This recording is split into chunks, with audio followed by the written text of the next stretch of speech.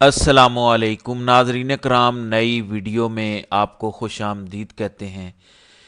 عمران خان کی final call شروع ہونے میں 10 گھنٹے کا وقت رہ گیا ہے، قافلے چل پڑے ہیں، دھڑا دھڑ لوگوں نے نکلنا شروع کر دیا ہے۔ حکومت نے پاکستان کو 2 دن پہلے ہی جیم کر دیا ہے، موٹر ویز بند ہیں، آپ کا جی ٹی روڈ بند ہو چکا ہے، آزاد کشمیر کو پاکستان سے ملانے والے رستے بند کیے جا رہے ہیں۔ اسلام آباد تو مکمل طور پر سیل ہے، یعنی کوئی چھوٹا بڑا رستہ، کوئی ایسا رستہ جس پر شاید لوگ ٹریول بھی نہ کرتے ہوں، اس پر بھی کنٹینرز رکھ دیے گئے ہیں اور وہاں سے بھی مکمل طور پر بندش ہو چکی ہے۔ اسلام آباد کے ہاسٹلوں سے لے کر گیسٹ ہاؤسوں تک ہر چیز، ٹرانسپورٹ کے اڈے، ایون انٹرنیٹ بھی اس وقت کبھی بھی بند کیا جا سکتا ہے۔ اس کے باوجود پہلا قافلہ رات کو ہی سالار خان کاکڑ کی سربراہی میں بلوچستان سے چل پڑا ہے، اور انہوں نے کہا تھا کہ ہمارے راستے میں چاہے آگ اور دریا آ جائے، چاہے سمندر آ جائے، ہم سب کچھ عبور کر کے اسلام آباد پہنچیں گے۔ پھر رات کو کے پی کے کی مساجد کے اندر بھی اعلانات ہوتے رہے کہ نکلو، یہی وقت ہے، اگر اب نہ نکلے تو عمران خان رہا نہیں ہوں گے، اور پھر پاکستان کی جو صورتحال ہے وہ خراب سے خراب تر ہوتی جائے گی۔ پھر رات کو مراد سعید کا ویڈیو پیغام بھی آیا، کوئی 9.5 منٹ کا، جس کے اندر انہوں نے تفصیلاً بتایا کہ آپ کا نکلنا کیوں ضروری ہے، کیسے آپ نے نکلنا ہے، کیا تیاریاں آپ نے کرنی ہے، اور کس طرح آپ نے صرف قیدی نمبر 804 کے حکم کا انتظار کرنا ہے، کسی افواہ میں نہیں آنا، کسی فیک نیوز میں نہیں آنا کہ مذاکرات ہو گئے، خان نے کال واپس لے لی، اس طرح کسی چیز کے اندر آپ نے نہیں آنا جب تک کہ عمران خان کا خود کوئی ویڈیو پیغام یا عمران خان خود سامنے آ کر نہ کہے، تب تک آپ نے پیچھے نہیں ہٹنا۔ آپ نے سامان پورا رکھنا ہے اپنے پاس، جو خشک کھانے کا سامان ہوتا ہے، سردی کے حوالے سے کپڑے اور ساری چیزیں، تو آپ نے تیاری پوری رکھنی ہے۔ پھر حماد اظہر کی جانب سے بھی ہدایات جاری کی گئی ہیں کہ انٹرنیٹ کی بندش کی صورت میں 24 نومبر کے حوالے سے ضروری ہدایات، اپنے ساتھیوں کے ہمراہ 12 بجے تک باہر نکلیں اور اپنے علاقے سے اسلام آباد جانے والے راستوں پر پہنچیں، پرامن رہیں، گاڑی، موٹر سائیکل، سائیکل اور پیدل مارچ بھی ہو سکتا ہے، اپنے ساتھ پانی اور خشک غذا رکھیں۔ یہ حماد اظہر کی جانب سے ہدایت کی گئی ہے۔ پھر دوسری جانب رات سے اب تک بشرا بی بی کے خلاف ایف آئی آرز کا سلسلہ شروع ہو چکا ہے۔ بشرا بی بی نے جو ویڈیو پیغام دیا تھا، کہا گیا کہ سعودی عرب کے حوالے سے گفتگو کی گئی ہے اور سعودی عرب سے ہمارے بڑے اچھے تعلقات ہیں، مکہ اور مدینہ جیسے مقدس شہر وہاں پہ ہیں، تو ہماری دل ہزاری ہوئی ہے۔ ڈیرہ غازی خان کے اندر ایف آئی آر درج ہوئی، اسی طرح سے راجن پور کے اندر ایف آئی آر درج ہوئی، دیگر مختلف جگہوں سے بھی رپورٹ ہو رہا ہے کہ بشرا بی بی کے خلاف ایف آئی آر درج ہونا شروع ہو گئی ہے۔ پھر اس ساری صورتحال میں انصار عباسی کی خبر سامنے آتی ہے، جس میں یہ کہا گیا کہ ایک بڑی میٹنگ ہوئی کے پی کے اندر پی ٹی آئی کی، جس میں یہ مشاورت کی گئی فائنل کال واپس لینے کے حوالے سے، جس کی میں نے رات کو بھی آپ کو خبر دی تھی، رات کو بھی میں نے بتایا تھا کہ انصار عباسی یہ دعویٰ کر رہے ہیں۔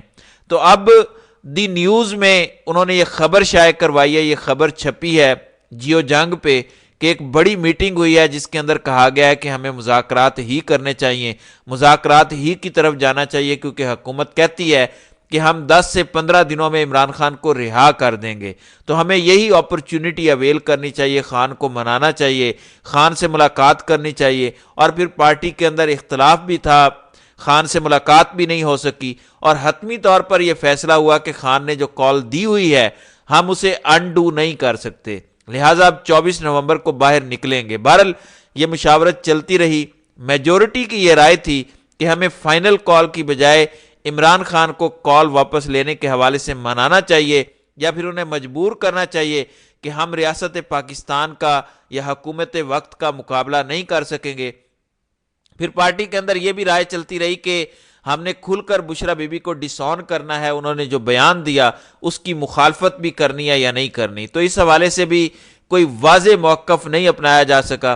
اور پھر انصار عباسی نے یہ بھی کہا کہ ملٹری اسٹیبلشمنٹ کے ساتھ مذاکرات کے حوالے سے جو دعوے ہو رہے تھے، ملٹری اسٹیبلشمنٹ نے کیٹاگوریکلی کہہ دیا کہ ہمارے ساتھ کسی قسم کے کوئی مذاکرات نہیں ہوئے، ہم نہ مذاکرات کریں گے، نہ ہمارا یہ اختیار ہے، نہ ہمارا یہ مینڈیٹ ہے، ہماری بڑی واضح پالیسی ہے، حکومت ہی مذاکرات کرے گی اور ملٹری اسٹیبلشمنٹ اس سارے معاملے میں نہیں آئے گی، ملٹری اسٹیبلشمنٹ نیوٹرل رہے گی۔ جبکہ رؤف حسن پی ٹی آئی کے سابق ترجمان ہیں، رات کو وہ ایک ٹی وی شو میں تھے، انہوں نے کہا کہ ہماری بات جو ہو رہی ہے وہ محسن نقوی سے نہیں بلکہ محسن نقوی سے بہت اونچے لیول پہ ہو رہی ہے۔ اب ایک جانب انصار عباسی کہتے ہیں کہ ملٹری اسٹیبلشمنٹ سے گفتگو نہیں ہو رہی، اصل میں تو اس ملک کے اندر ملٹری اسٹیبلشمنٹ ہی سب کچھ ہے۔ اس حکومت کے کہنے پر تو آپ اڈیالہ جیل تک نہیں کھلوا سکتے یا اڈیالہ، لیکن یہاں پہ اڈیالہ جیل میں 2-2 گھنٹے کی آپ ملاقاتیں کرواتے رہے ہیں۔ لہٰذا رؤف حسن نے یہ کہا کہ محسن نقوی سے اوپر لیول پر بات چیت ہماری ہے، اور انصار عباسی کے ذریعے جو خبر آئی ہے کہ اسٹیبلشمنٹ یہ کہتی ہے کہ ہماری پی ٹی آئی کے ساتھ کوئی بھی بات چیت نہیں ہو رہی۔ دوسری جانب لاہور کی کیا صورتحال ہے؟ ایک تو ایمبولینسز اور جن لوگوں کی آج وفات ہوئی ہے یا کل وفات ہوئی، وہ لوگ بیچارے رل گئے ہیں، ان کے جو لواحقین ہیں، یعنی ہاسپٹلز کی بری صورتحال ہے، ایمبولینسز 4-4 گھنٹوں سے پھنسی ہوئی ہیں، لوگ جنازوں کو کاندھا نہیں دے پا رہے، اور جو صورتحال ہے وہ تو ابتر ہے۔ پھر ایک خبر آ رہی ہے کہ پی ٹی آئی کی 24 نومبر کو فائنل کال کا معاملہ لاہور کی ماتحت عدالتوں میں آج جیلوں میں قید ملزمان کو پیش نہیں کیا جائے گا۔ جوڈیشل حراست میں ملزمان کو آج جیلوں میں قید رکھا جائے گا۔ امن و امان کی صورتحال کے پیش نظر جیلوں میں قید ملزمان کو عدالتوں میں پیش نہیں کیا جائے گا۔ پولیس کے جوڈیشل ونگ نے سیشن جج لاہور سمیت دیگر ججز کو آگاہ کر دیا کہ آج رستے بند ہیں تو آج عدالتیں نہیں لگیں گی، آج انصاف بھی بند رہے گا، یعنی نہ صرف پورا ملک بند رہے گا بلکہ انصاف بھی بند ہے۔ پھر ایک اور خبر، اڈیالہ جیل کے اندر جو اضافی بیرکس ہیں وہ خالی کروا لی گئی ہیں۔ اسی طرح سے جیلم جیل جو ہے، اٹک جیل اور دیگر مختلف جیلوں کی صفائی شروع ہو چکی ہے، اور وہاں پہ بیرکیں خالی کروائی جا رہی ہیں کہ اگر پی ٹی آئی کے لوگوں کو ہم پکڑتے ہیں تو ہمارے پاس سپیس ہونی چاہیے کہ ہم نے انہیں رکھنا کہاں پر ہے۔ تو اس حوالے سے بھی تیاریاں ہو رہی ہیں۔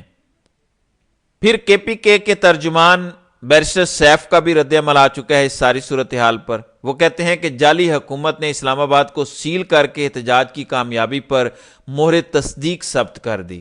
اسلام آباد کا ملک کے دیگر شہروں سے رابطہ منقطع کر دیا گیا ہے۔